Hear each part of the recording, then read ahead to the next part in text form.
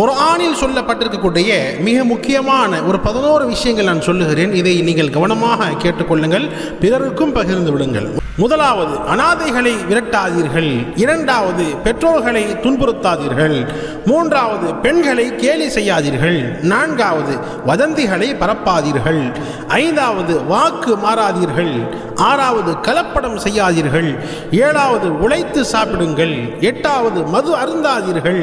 ஒன்பதாவது, சூதாட்டம் செய்யாதீர்கள். 10வது, தற்கொலை செய்யாதீர்கள்.